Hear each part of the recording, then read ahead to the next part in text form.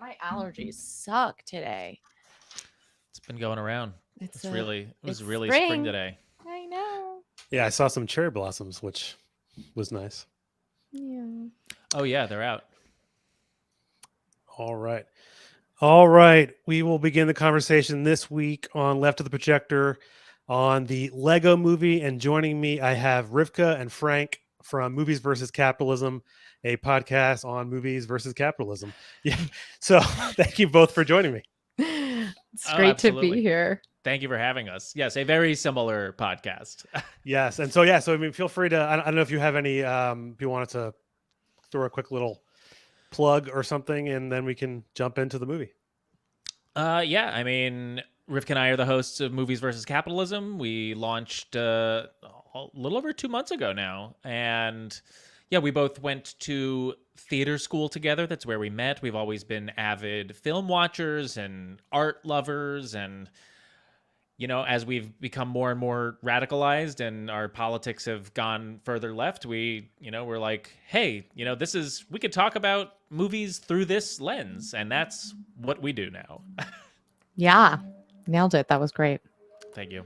Perfect. Perfect. Well, you both had chosen, or I don't know which one of you chose the Lego movie to discuss today. And just a very brief, tidbit about it, and then we can jump in. But I saw this movie in the theater. It came out in 2014, and it was a pretty smash hit when it came out. I remember it being just advertisements were everywhere. It Yep. budget was only 60 million and it made almost 500 million, so 470 million. Damn. Yeah, I And then think it plus it was like one of the highest grossing, if not the highest grossing animation, right? Like it's crazy. close to it. I think a couple since then might have surpassed it, but at the time I think it was, you're right. And Damn. they've made a few sequels and spin-offs, the Batman version, and it has some big names: Chris Pratt, Will Ferrell, Elizabeth Bank, Will Arnett, Nick Offerman. I mean, it's a great voice acted movie. And I think when it came out, I don't think I was where I am today politically, perhaps. And so I understood the movie from I think the on the nose business, Lord business, and everything is very much on the nose. That was like one of the first things I wrote down. But I don't know if if you saw it then and saw it now, and you feel like it's held up on its you know basic ideas. I'm bummed I didn't see it in the theaters. What a wild ride. Like that would have been great. I probably did that thing where I just assumed it was a kids movie, which I know kids movies are great, but maybe I was snooty about it. However, I guess at the time I was probably teaching a stop motion Lego class after school. So like maybe that was also it. I had like bins of Legos and I would always find like pieces of Legos in my bag. It was just like Legos were everywhere. So maybe I was like, I don't want to see the Lego movie.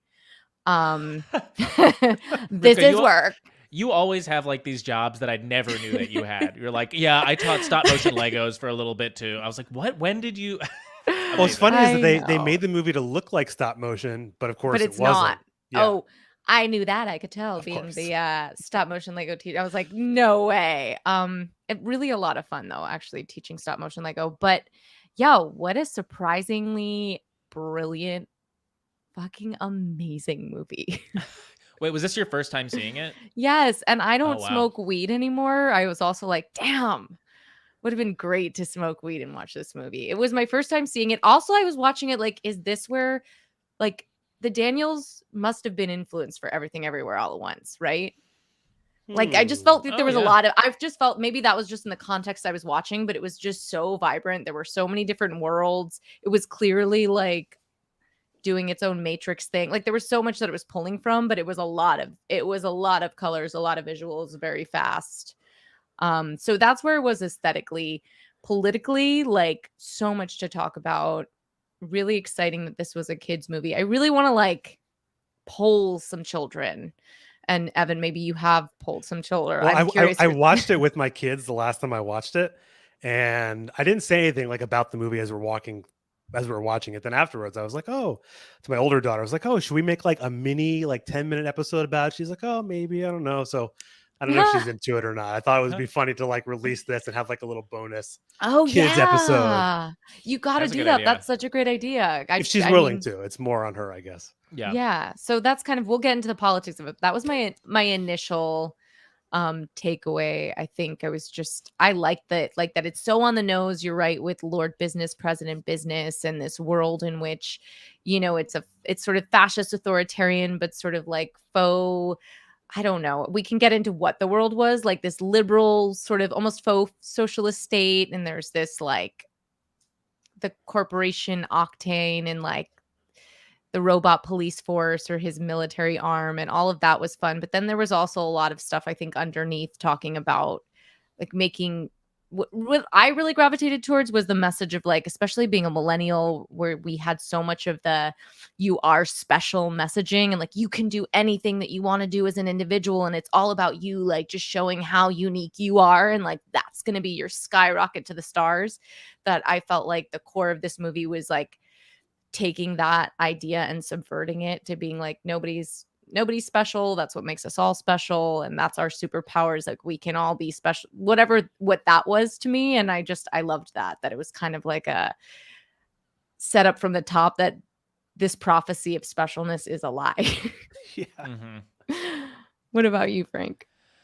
I did see it in 2014 in theaters, and I was smoking weed, so it was Same. tight. And I remember at the time thinking, like, wow, what a subversive kids movie for all of the reasons, for Rivka, what you just laid out, and we'll get into the politics of it.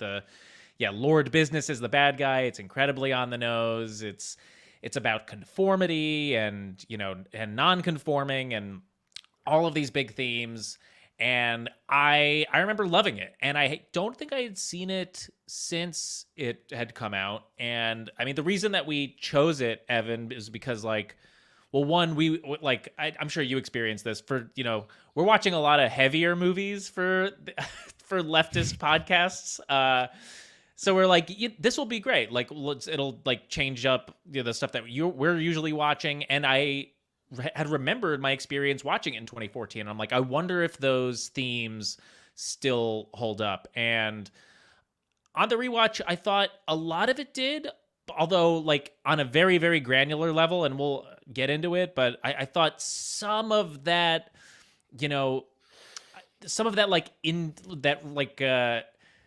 hyper individualism I thought was still in here. And, they kind of like, in the beginning, like you're made to think in like the following the directions and like work, when you're part of a team, like that's a bad, like by the end, it's like, that's the bad thing. It's bad right. It's bad Agreed. to listen to everything is awesome and everything is cool when you're part of a team. Are we all gonna sing it together?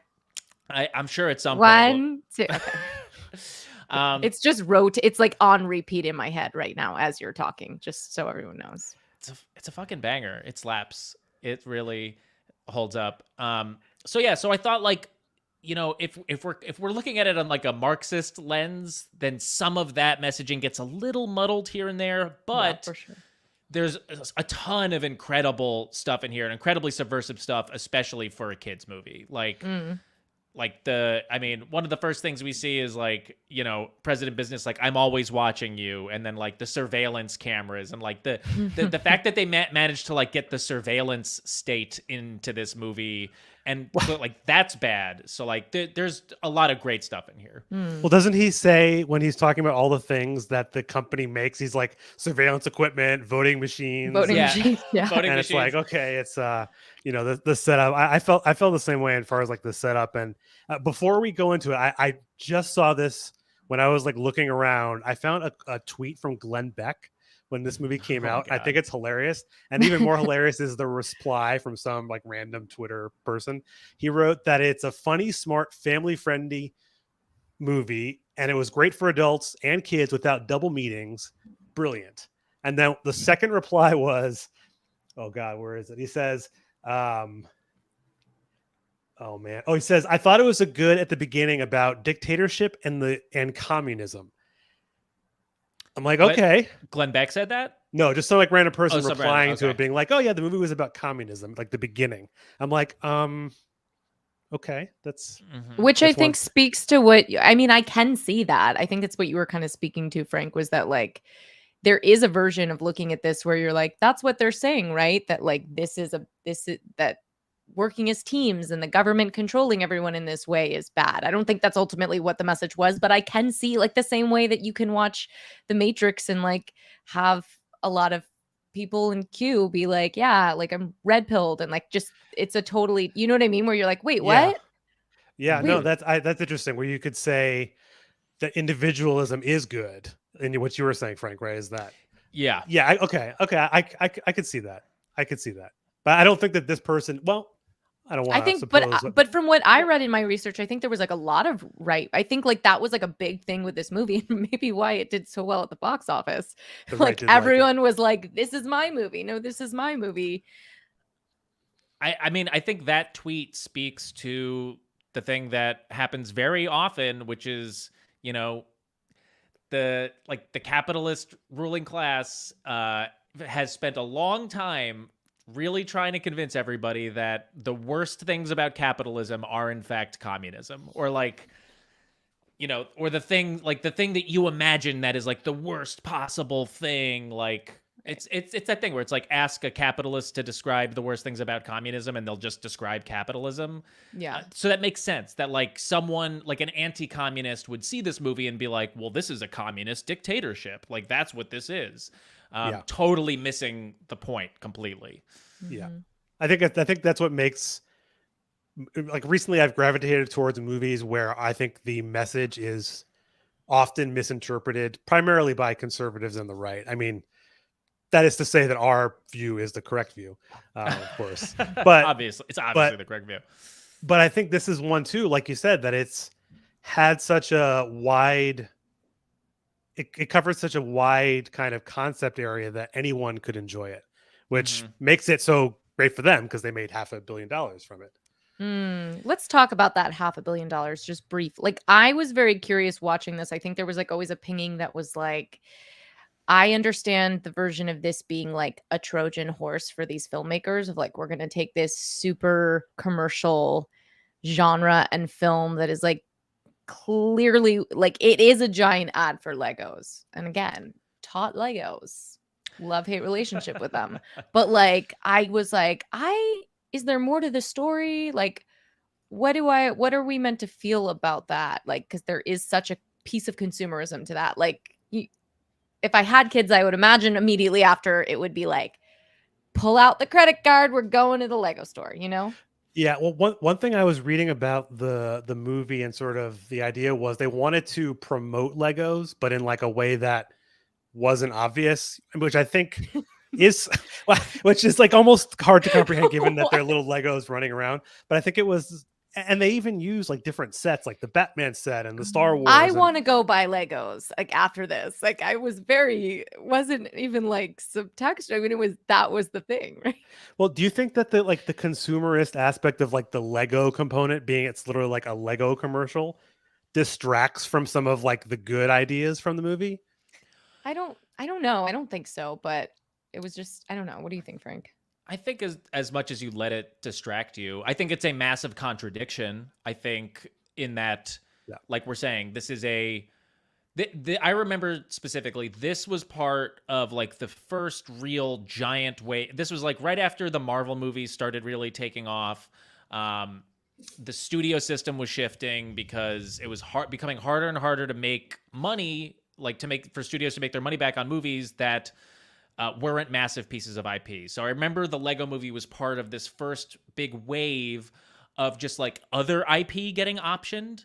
Like this is around the same time that the movie Battleship came out, based on the board Oh. game Oh Battleship. God. You know, Yes. like, and we've seen a ton of this shit. We're about to see the Barbie movie come out. We're about to see the Mhm. Tetris movie come out. You know, so yeah, it's very contradictory that this is a movie with like fairly strong anti-capitalist themes that was predicated upon a immensely capitalist endeavor in in the making of this film, in like the studio, what was it, Fox, whoever produced whatever the studio was, like going be like, we're gonna do the Lego movie, we're optioning it.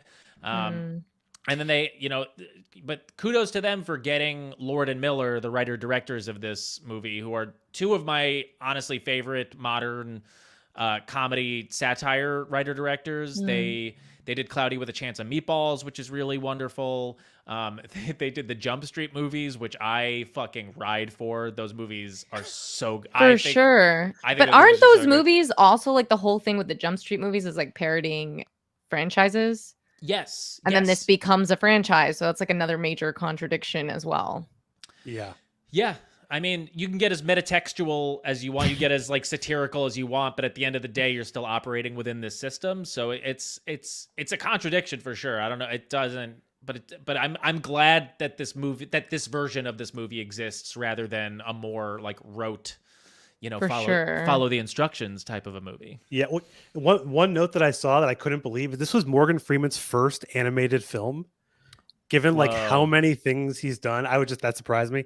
But I guess talking about some of the characters and like the build up is sort of like this tale told by Morgan Freeman's character Vitruvius, which I think I looked up, and it's like this it's some actually master builder from like Rome, like that name. So I guess it's okay. They're like, okay, we're going to throw this in there, but you kind of have that little master builder story about the piece of resistance, which I think also is a little funny kind of little nod there. The piece of resistance, hard to go there. And then you jump into the actual city where you see this Bricksburg, and it's just, like any metropolis. It's got its high-priced coffee drinks for $37, I think. $37.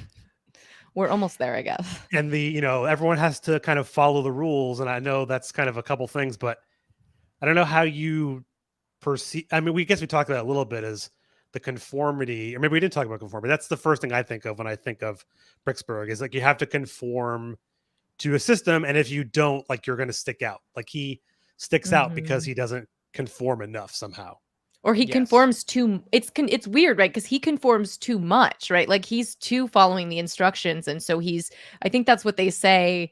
Wild Style says at her like address, she's like, he conformed so much you didn't even know who he was. Like the hardest part was watching him when he gets caught with a piece of resistance and bad cop, good cop sits him down, and I don't even remember the purpose of this. Like, I guess it was just to be cruel because I don't feel like he needed to see it, but they're like, let's show you just like how nobody in this town remembers you. He's like, people remember me. And they're like, who's that guy? Like, I don't know. And he's like, you follow instructions too well. Like, you're just so boring. And his favorite song is, of course, the Everybody's Awesome. Everyone is awesome. So that's not cool. You can't like that. You got to like, I don't know, something indie.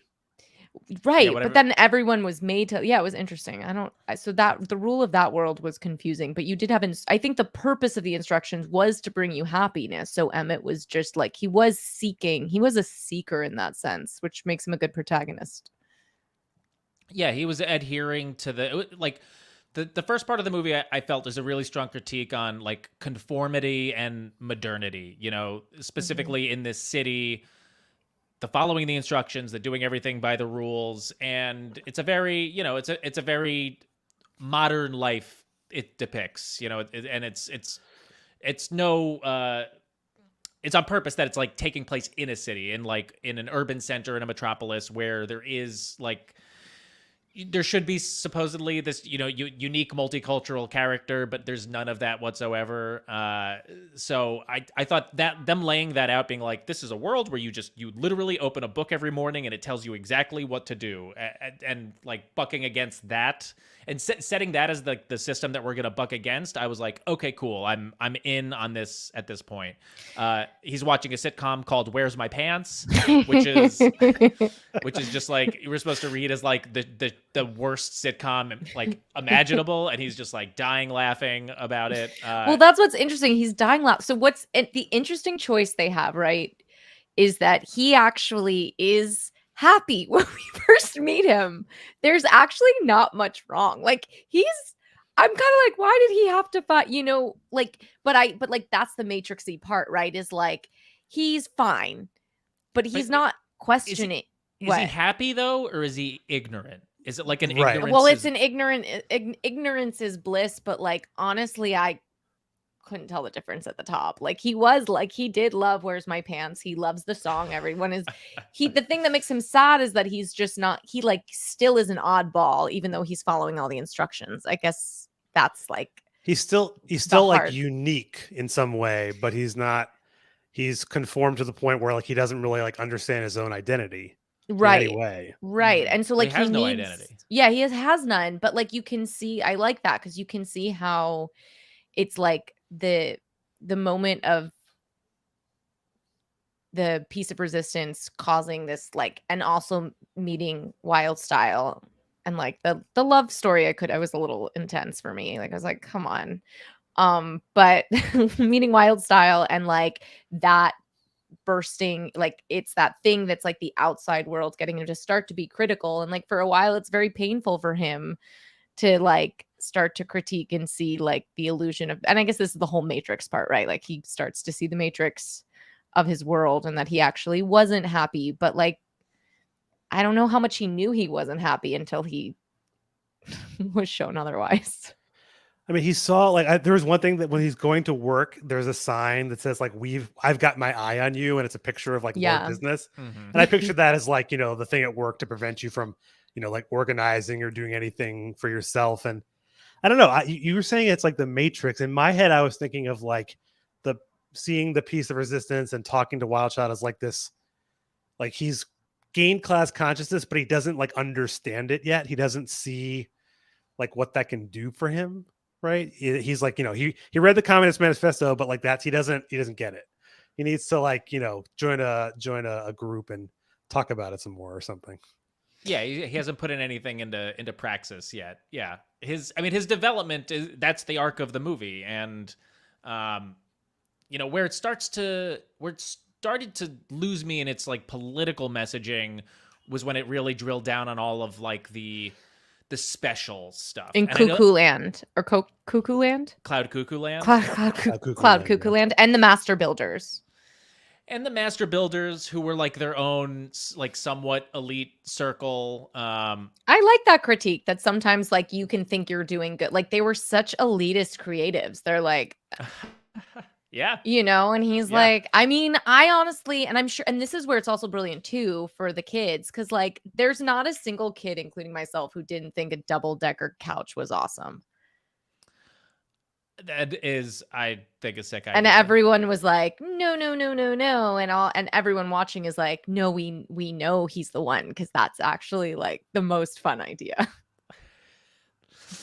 That's what this movie does have incredible bits and like visual gags and stuff, and just like the writing, like that was one of my favorite things in rewatching this was just like I chuckled a whole bunch. Yeah, it's so good. Like the moment he tells Wild Style and Vitruvius about the double-decker couch, and she's like, Emmett, that's the dumbest idea I've ever heard. And Vitruvius is like, Wild Style, I'll handle this. That idea is just the worst. Like, or when they go, Wild Style, are you a DJ? Why does everyone keep asking me that? Well, she and then I mean I thought it was interesting. Okay, before they get to the cloud, what was it called? What did you say it was called? Cloud Cuckoo Land. Cloud Cuckoo is when they're in like the Old West. Mm-hmm. And I thought it was like I again, this like going sort of backwards in the sense of you're in the city and now you've like gone backwards to this Wild West, and it's almost like he has to like learn like the history of something, which I don't know. That's where it was a little metal for me. Is I feel like the connection to the other Master Builders didn't totally like that linking thing didn't make a lot of sense to me. Mm-hmm. But I did think that it was very funny. I thought like his little speech in front of them when everyone's like wants to boo him, and he's like, oh well. That's where I could see it being. I mean, that felt like maybe the libertarian world. I'm not like the world where it was like something was not like they were really trying, but you're like, okay, in this world, they say there's no government. Like it's totally extreme anarchism. And that's where I was like, what are you trying to say about this world? I wasn't certain, other than like no place has found it, and like Emmett's gonna lead us there to whatever we need to find, which turned out to be, I'm not still certain what the answer was, other than this message of like, no one's special, we're all special, like everyone is awesome, but not the way you thought. Like everyone is awesome at the end of this movie, but not because they're awesome. Is that what you two took away by the end, that like everyone is special because no one is special? Because I more so read it as like everyone is special and everyone has to find that special thing about them. Like it felt like that, and that's where like sort of the hyper individualism kind of came into me, where it was like almost felt a little bit like pull yourself up by your own bootstraps, like a little bit of like, hey, all of you all have to rise to this occasion. Actually, maybe now I'm just like talking myself out of it, but well, this is why I felt like it didn't, because like that's why I felt like the message really was, because the whole thing was like, this prophecy is a lie, which I really appreciated, because that's like what so many of our mythology normally is in children's stories, is like the one special one, and if you're not the special one, sorry. And then so I loved Wild Styles moment where she's like, hey, I really wanted to be the special one, and we watching are like, yeah, you're way more special than Emmett, so like he's just the special one because why? And so then we're like, that's all a myth. And also the like master builders, you're like, there is no master, everyone can build. She's like, find, like, what did they say? I love that writing too, where they're like, pick to be a groundbreaker, like pick up a piece of the ground and break it. But that everybody is capable of that.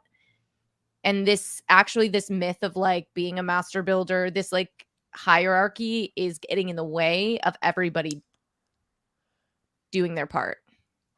That's a really good way of looking at it. And I wasn't really picking up on that. And I guess, they did sort of incite like an organic revolution.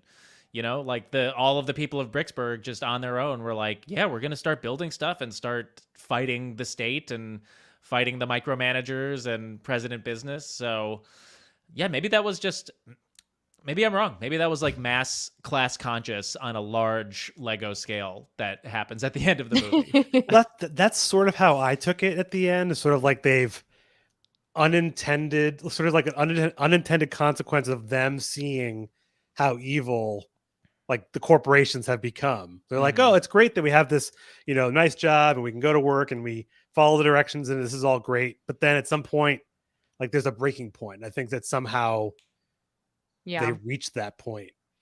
I think they could have, the thing for it being like a kids movie, and like I don't know how much like of kids getting it, is like if you're not they didn't really show much of the consequence beyond like that. Like the consequence is like $37 coffee. Like if you're a kid, I don't know how much you know how much coffee costs anyways. Like, well, kids these do, you know what I mean? But like I don't know how much of like that stuff, and like are you getting the voting poll stuff? Are you getting those like, so I don't know how much like you're getting that, like, because again, like this is a world where most of those people in Bricksburg on the surface look happy, and we never actually see behind the curtain, other than like, oh, your friends, you're so don't fit in that people don't like you, which is sad. But like there wasn't much to be like, oof, life is really not great for these guys. Unless you're the family of a cop, I guess, because they like torture the right. Yeah, let's talk about the cop. Yeah, was it Liam Neeson is the voice? Yeah. And yeah, I think, well, you said before, like the scene where he's like basically mentally torturing him early on, Emmett, like in the like interview, like making him just feel like a piece of trash that doesn't, and he's got for anyone who hasn't seen it or needs to refresh, has the good cop, bad cop, like which is a very fun, cute thing, but like his Lego face switches depending on if he's good cop or bad cop. But eventually good cop gets erased in this scene that I think you're about to talk about, Evan. Yeah, exactly. And so, like, Lord Business basically says, like, you can't be like, I need only the bad cop. And he basically tortures and glues, his parents to make him do what he wants. And I guess you could say that's the showing that the cops are a tool of the capitalist class and there is no good side. Well, it was interesting in that I felt I was like, is that, or is this some of the storytelling here, like, which I don't know one way or the other, but like good cops could save us, but like they've been, that like if he had stayed good, I don't know. I could No, be I reaching for straws. no, I think that's a little bit part of it, which is like, there are good cops, but if they go away, then only the bad cops are going to, exercise too much power and abuse it. But most of his cops are robot cops, right? It's a robot police force, which is Yeah. terrifying in today's reality where Well, we we have actually them. we Yeah, have there you them. go. So Little dogs and cute little robo dogs. I Why are we doing this mean, to ourselves? and talk about with AI, like, yeah, we have to do. I mean, there's. Oh my God. Speaking of robot dogs and AI, did you know that there's like an open letter right now that like a bunch of tech people, like like AI scientists and Elon Musk Oh, a apparently moratorium all, on the AI. yes, Yeah, I they saw all that. signed it. They were like, "Hey, we need to pump the brakes on AI development Absolutely because terrifying. it's getting to advance too quickly." Yeah, Elon And Musk. Like I just saw Terminator 2, and this doesn't end well.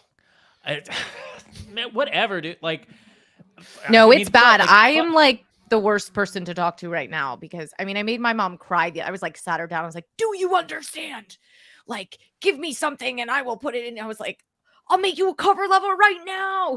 Like, the world is changing. And eventually she was like, "What do you mean?" I'm like, "Sorry, mom." But yeah, it's nuts. it's very scary. I I mean, can't remember where I saw it. 25% of the workforce. I think that was like one of the statistics I saw is like about to be wiped out. yeah, it's unsurprising. I think like I often view the development, and I'm sure I'm not the only. I'm sure this is not an original thought, but like the development of human society could be told in a way of like the story of a species who has developed technology faster than the rate they know how to use the technology responsibly. And Hmm. you could go back through all of history and just be like, oh, the steam engine, yes, check. Like the Mhm. combustible engine, yes. Like the way that we industrialized, the way that we built cities, like the way that the internet and now AI, it's just like we just keep making shit, and before anyone knows how to use it properly, we're like, let's fucking get it on the market, baby. Let's slap a price tag on it and get it out there. But you know what? Everything is awesome. I bet I feel like this song could have been written by ChatGPT. It could have just been like, "Please Oh write my me a Lego god. movie song." That's the thing I was talking with someone about was like marketing slogans could just be like come up with through AI. You could just be like, "We don't need these brand people anymore at our company. We'll just get a couple AI systems No, and." all I Yep. mean, so many things like that. It's and I watch and I'm like, and I think a lot of people have no idea right now. Like it's that weird period of time where you go out, you like sit in Central Park and you're like, I don't think most people here have any idea how quickly the world is changing right now. And it's like a beautiful, strange moment in time. It's like what I imagine the early internet was like in You've Got Mail when you're like, oh, most of people were not on the internet when that movie came out. Like, so for a lot of people seeing that movie, they're like, huh, what are they talking about? Like we're in that period of time. Yeah. Yeah. Yeah. And if you're listening now, it's over. I mean, Yeah. we need like some sort of second enlightenment, if we make it through this period, that like through the next 100, 200 years of human existence, like there will have to be a second enlightenment period somewhere coming up because yeah, like you're saying, things are changing way too fast and people need to wake up to a lot of these changes. I mean, I was just talking to this about with a friend earlier today. I was like, most people are just like in this country, just walking around, not thinking about the fact that a bunch of plutocrats have completely purchased our entire like political system and economy and everything, that we are essentially being ruled over. Like we have rulers, and people are just walking out here like, I wonder what I'm going to have for dinner tonight. Like I'll like have a $37 cup of coffee. yeah, it's like the cognitive dissonance it's wild. It is wild right now.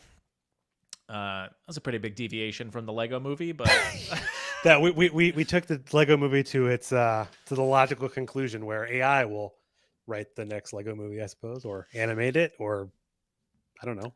I mean, it What makes can they sense. do? This movie has a bunch of giant themes in it, and and now after talking to the two of you, I think maybe I was a little harsh on it coming out of it, and I think that's maybe just like my now leftist brain just being like, what can I find to pick apart and to criticize? Um, oh, I think we lost Rivka for a second. It's probably just her internet, but We can. so Oh, go ahead.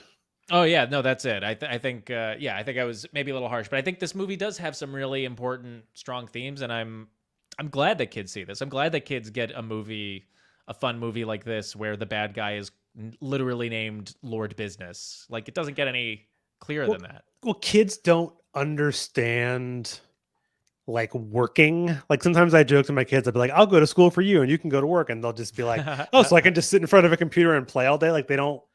I mean, I work at a computer most of the time, so it's a different, kind of work than some people who are doing literal manual labor, working in factories, or they're Mhm. working, construction and all those things. So it's a different aspect. But I don't think kids understand like the concept of work.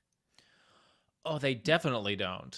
And I, maybe older kids a little bit, like teens. If this movie was mhm. popular amongst teens, I don't know what the demographic was in terms of kids, but I feel like little kids could have saw this and been like, "Oh, it's a fun."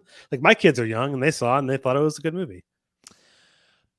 Yeah, potentially. I think like the business aspect specifically is it's pretty. It's like you said, it's on the nose. It is in your face, and he's got a suit on, and he works in a giant office building, and he's you know ordering everyone around, and there are graphs, there are charts, there are and he's talking about the money that they're making and like sales and everything, and so it's the beginning does a good job at setting up like, hey, this corporate, like this giant corporate monster, like this is not a good dude, like this is not the person you want to be emulating. No, no, it's not. What's I going to say about the one of my maybe my younger daughter had a comment when we were watching it, but I can't think of what it was. I thought I had written it down because, like I said, we were watching it together, and I can't find it now. Oh, I think. Oh, so I think it was. This is unrelated, but I think there was a point in the movie where doesn't Batman sing a song and he like jokes about being like super rich and it makes things better? Is Oh, it I did didn't that did I I didn't hear the part about being super rich making things better. I did hear the part because he does play a song at one point where he's like, I wrote this song for Wild Style. It's about how being like how sad it was being an orphan. Uh and it's like yeah, it's just like my parents are dead, and like Bruce Wayne shit. oh, we were just talking about the Batman song. Did you hear Rivka in it that he in the song that he plays, he's saying that he's super rich and makes things better? Did I make that up? Did you catch that? I didn't I think she froze again. Oh no. I think it's her, she's having a real internet moment right there. It's very funny. Yeah. What's happening Oh, with my internet? That's we so, can we can hear you. You're I can back. hear you oh, now. so Up. Oh no. Frozen again. Um, this happens. I did not catch the part about. Oh, and you're back. Yeah, I didn't catch the part about him saying that being rich makes everything better, but I just the part about being an orphan and his parents were murdered. Maybe I either missed that or I misheard it, but oh Hmm. well. Either way, but yes, it's like pretty dark. Like the Batman character is like a dark little undertone to the movie, which I don't know. I don't know what you think about Batman in this movie. who is it? Will Arnett? Will Arnett, Yeah. yeah. I Yeah. mean, he's funny, He's just Will a Arnett fuck himself. boy. He's I mean, he is funny, but like just his whole ethos is like was fitting for that black Batman character. I mean, I liked him. He was necessary. He was like a good. Well, he's like the hyper individualistic kind of like only cares about image versus the other people who care about like other people. in some sense. I wish they'd Yeah. spent more time developing Wild Style than like needing to put another man in the equation to define her. Yeah. Yeah. Pretty standard, lazy Yeah, I was kind of like, female protagonist, or not even protagonist, but female, supporting character. and I had high hopes because she like saves him at the top. But I Mhm. feel like that's an annoying, like, see, we made her like a badass. And you're like, well, can you flesh her out like everyone else or no? Yeah, but Yeah. by the end, she basically becomes like an Emmett fangirl, and her whole third act is her being like, Emmett, wow, you're doing it, like that's amazing. Yeah, I wonder what kids think of love stories like I just wonder, especially in the context of like all of the book bannings and the transphobia and like of just being like you're hypersexualizing kids, but then you see the contrast where you're like, well, what is this, like why is this necessary for, like, I don't know that kids are like, I need to see maybe I was, I don't know, it was just such an intense love story that I felt like really was so unnecessary for the plot. Like everything could happen without them being in love. Like that's like pulling at like the tweens who were interested in this movie. I was just saying before, is I wonder like what the age of kids they're going for.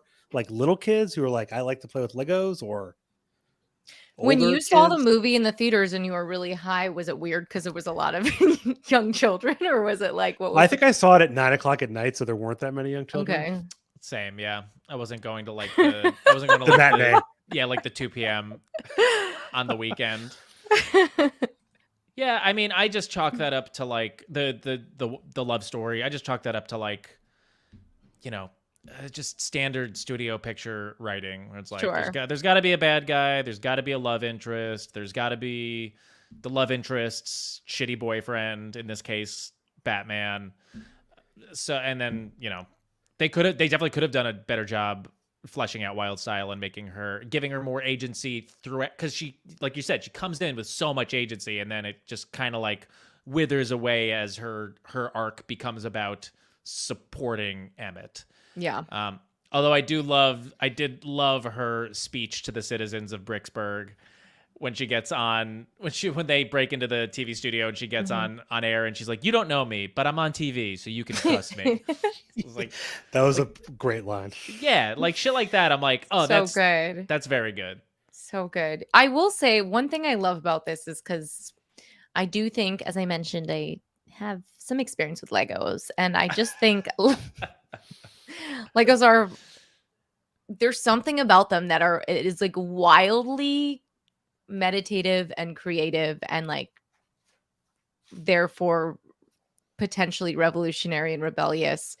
And I do remember at the time that I was teaching these kids, it was like around the Trump election, and you would have like a lot of these kids, and the school I was teaching in was super interesting because it was a public school in Chelsea, so like massive gentrification in this area, but this school encompassed like so much diversity in class and race and like experience that was coming together. And then you'd have these kids through Legos like working out their feelings about like what was happening and how they were processing real world events. And I just remember there being like a lot of like, this is not like Donald Trump's the bad guy, or like I think it was like even during the primary, so there would be like a Bernie versus Hillary, and like it was just so awesome to watch these kids try and like through the very similar archetypes of this film, like understand the stuff that's going on around them that their parents are that the world is talking about.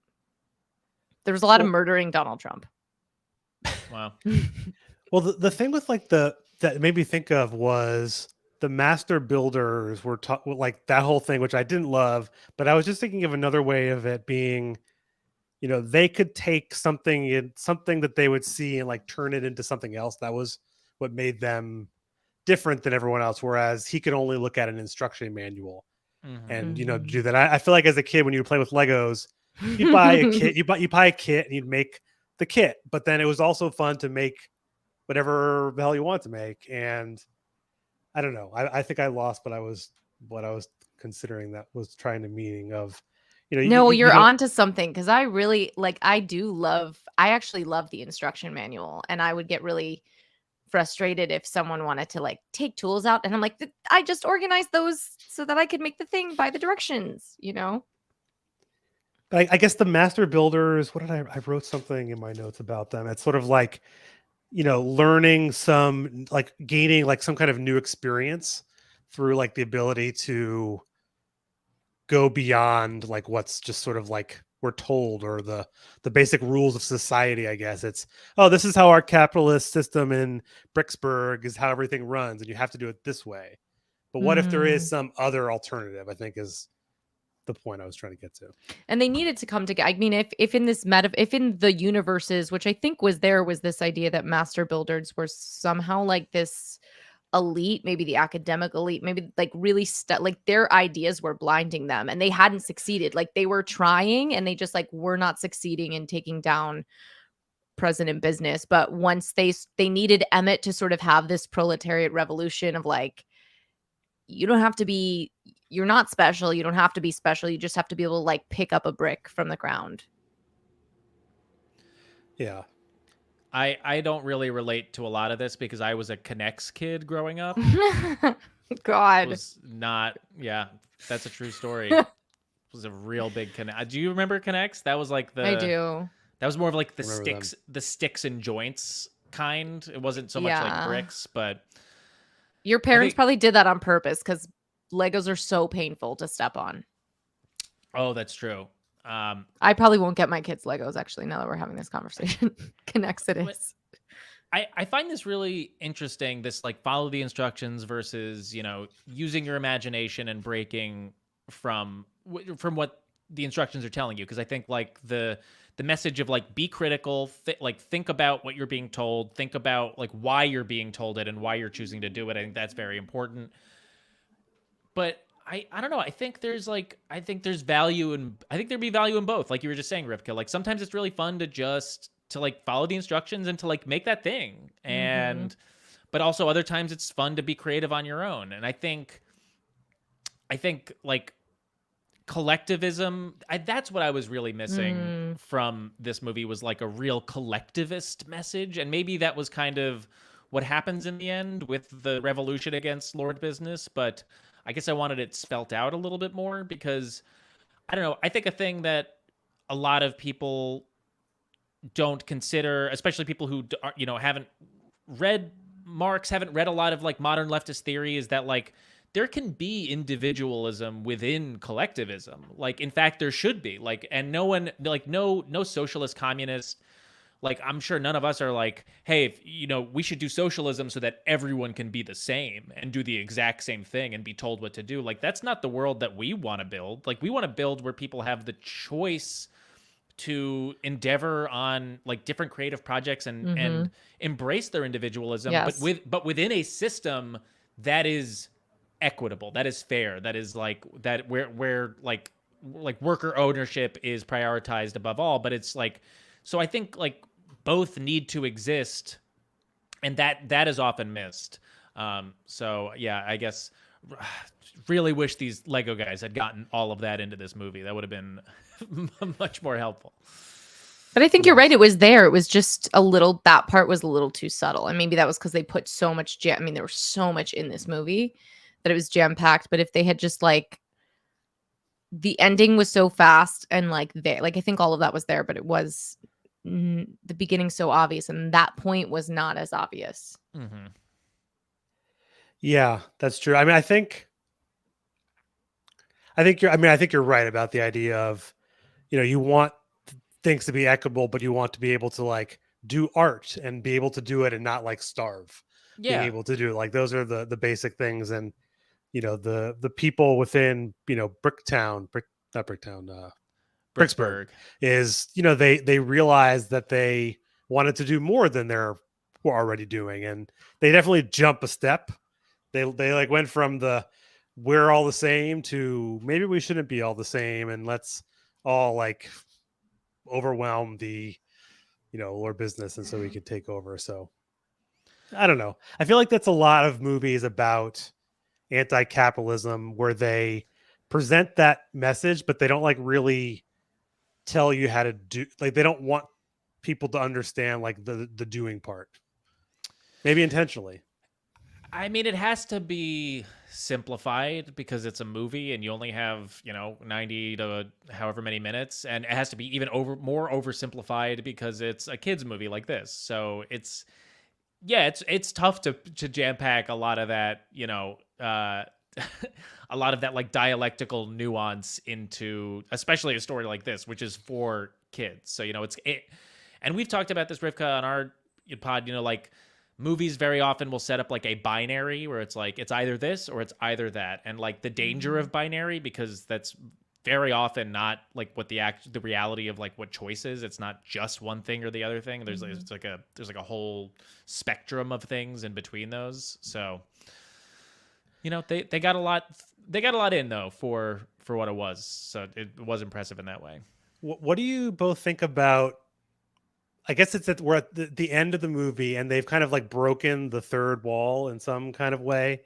With the father, we haven't talked about that at all. The father and Will Arnett actually as like a business person, kind of, and his son who has been, the idea is that he's been dreaming of like of breaking free of like his father's rigid, like don't touch my Legos, and so I don't know what do you think about that message, and do you think it was necessary? Do you think it kind of like was that like for the kids, more of kids should be allowed to be creative, or to the parents of like, oh, let your kids, break some stuff sometimes?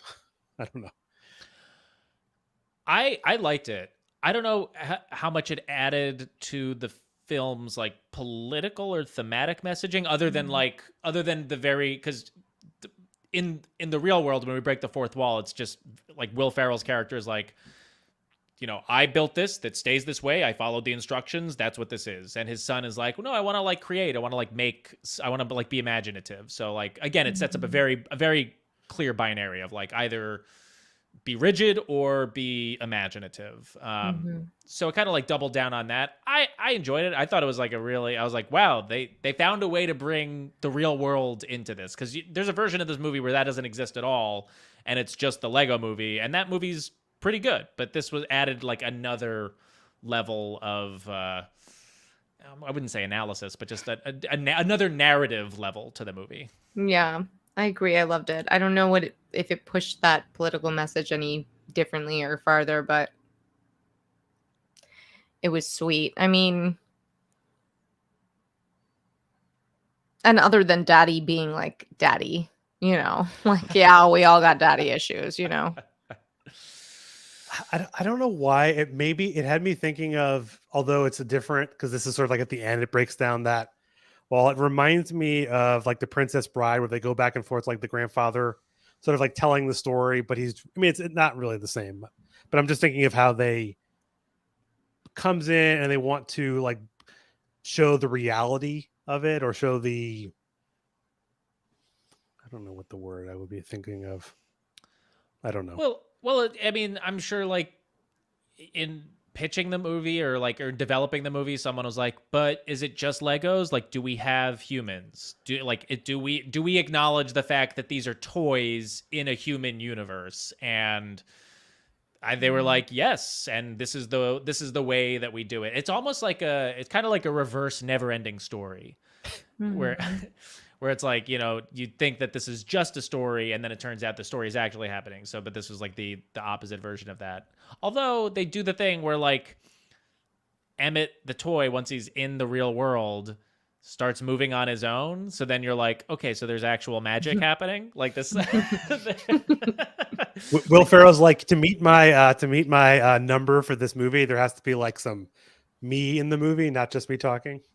So like, all right, we'll throw you in here at the end as an actor. Yeah. And if you're going to be creative, your sister has to play too. And then that's when I was like, oh, this is consumerism. What was it like? I mean, I loved it, but it was like the Kinder Blocks. It was like another product. Yeah. And I was like, ooh. Oh, was that a specific like brand of toy? Yeah, at the end? It's like Legos for really. Lego. It's like Legos for really little kids, because they'll swallow them. Don't give kids Legos, babies. But yeah, that actually makes me now think like was like the ad for Legos at the end. If not the first hour and like 26 minutes was already an advertisement. yeah. They're like showing you I guess, I mean, it's also, maybe it goes back to just like solidifying the like rigidity. Is that the word? Of Yeah. like gluing the blocks and making it a permanent thing versus like an Mm. actual creative outlet of like the kid is the master builder, right? Like that's, he wants to be the master builder, whereas the father just wants to be like, this is my city, don't touch it, it's not a toy. And Yeah, what does he say? honestly, can there be a world for both? Like, I was kind of like, what's wrong with gluing? You're like, you don't want it to come apart. You made something cool. Let him glue it. I mean, ultimately, this movie is like there's a bunch of contradictions. It is an ad for Legos. It is like a hyper consumerist product made within a capitalist like film system. At the same time, it has pretty strong anti-capitalist messaging within it. It's tough. It's tough to parse. And then obviously there's the conflict of like, well, and we've talked about this as well. It's like that the Mark Fisher quote in Capitalist Realism that's like, if a movie is performing your anti-capitalism for you, it gives the audience the false sense of doing something or like being politically active, which, a movie like this definitely runs the risk of, because I'm sure there are people that walk out of that and they're like, I get the message. I understand that business is bad. Boop, boop, boop, boop, boop. I buy a $37 Let me go copy. buy some Legos. Well, Yeah. so one of the notes I just forgot about in that last scene is like the kid is telling the dad like that, or like maybe the dad is saying like, oh, he can change. But I think I took that to the meaning of like, but can business change under like our system? Can like capitalist business ethics in quotation marks actually change? Like we can tell you we're gonna like have pizza on Friday and like give you like a raise, but like really it's not actually changing for like the meaningfully for everyone. So I don't know. I think that Yeah. was like, oh, this feels a little icky at the end. Yeah. I Oh, where might he where he convinces President Business to just like stop being the bad guy, essentially. Yeah. right. That's Yeah. all it He's like, takes. they're like, oh yeah, just call up Jeff Bezos, be like, hey, you should just turn over your whole company to us. And Yeah. If be it was good. just kids' voices they needed, then they wouldn't be arresting all of the protesters who are, they would have listened to Greta and like, they're like, oh, it's the children. The children are speaking to us. That's all we needed to hear. The We're adding child's child voice. labor in Arkansas. Yeah, exactly. My hope, I think, with this movie is like ultimately would be you have a great adult or fellow smart child to go unpack it with after, because I do think there's opportunity to just like view this the wrong way. You want someone who can like you can talk to after and be like, what does it mean that his name was President Business? Like, what does that mean? Because oh, because our state is run by corporations and our law and our legal system is there, including our police system is like all there to guard corporations over people, like to unpack those ideas, because I don't know if that was fully there. It was just Yeah. like, this is what this world is. No, they definitely didn't get into the ramifications of Citizens United in this movie. It was they didn't have the time. They'll use this movie in like a Supreme Court decision in like 2026 or something. Lord Business is allowed to rule with an iron fist. Oh my Yeah. god. Although the last thing I'll say about President Business, and I'm really glad they included this line because it's such a maniacal part of the movie where he betrays Bad Cop, his only non-robot person, and as he's leaving he says, it's not personal, it's just business. And that is a line that children will hear as they grow up and they continue into their, and then we continue in our adult lives, because that is the capitalist's refrain, which is, it's not my fault that this decision completely eviscerated an entire community, or that hundreds of my employees now lost their job and can't feed their kids. It's not personal, it's just business. Like, and it's which removes the human face off of the crimes of capitalism. So I'm glad they got that line in here, because it's clearly like this is an evil dude saying an evil line, and hopefully kids take that with them for the rest of their life and they're like, wait, I remember that. That's bullshit. President Business said that. Great point. I'm gonna have to ask my daughter if she agrees to do like a little discussion. I'm gonna like read that line, or she might have to watch it again just to refresh her memory. But I wonder if she hears that line and like thinks anything of it. I don't want to like influence her decision, influence it. I Mhm. feel like you're like you said, like what do kids actually take from this movie? Because I think adults definitely take a different message. I'll say the last thing I'll say about President Lord Business was had some great boots made by Lego. Those boots that was one of my favorite moments. Well, was, like, all of the walking- Legos, all of the pieces in the movie are actual Lego pieces. So those boots exist Yeah. in Yeah, Lego and you world. watch the Legos like build it, and I was like, I love that. Dude, fucking fierce kicks. They're like Just Prince the, boots. the drip on Lord Business. Wow. It was so good. So good. So ask your daughter about that too, favorite. I will. I mean, I guess we kind of got the last thoughts, but do you have any final word about the Lego movie, either of you? If Everything you is haven't seen awesome. it, see it. Everything is awesome. Everything is awesome. Well, that's a good way to end it, I guess. I don't know if I play the song, are they going to haul me in to see the good cop bad cop, in post? They probably won't haul you in, but they will take your video down or keep you from monetizing or whatever whatever things they do. This is what Damn all you, your damn- friends are saying behind your back, Evan. Damn you, President Business. Damn you. All right. Well, Frank and Rivka, thank you both for coming on Left of the Projector. It's been great having Thank you. So much fun. Thank you so much for having us, Evan. Awesome. Well, thank you again. We've been listening to Left of the Projector, and have a good one.